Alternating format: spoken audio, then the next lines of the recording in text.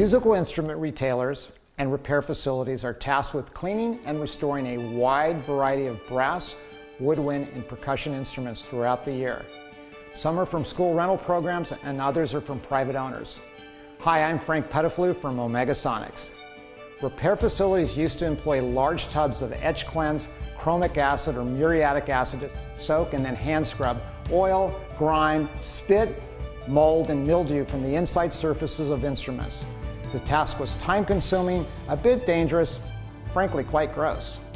For the past 15 years, Omegasonics has been on the forefront of revolutionizing the musical instrument repair industry, using ultrasound and water-soluble detergents to gently, safely, and quickly clean a variety of instruments.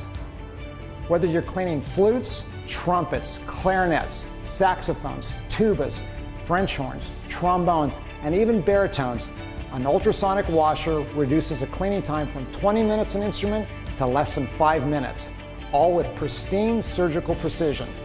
Ultrasound not only cleans, but sterilizes the instruments as well. See why instrument manufacturers like Conn Selmer and repair facilities like Paige's Music and Music and Arts have all standardized their cleaning process using Omegasonics. We make your journey to cleaner parts easy.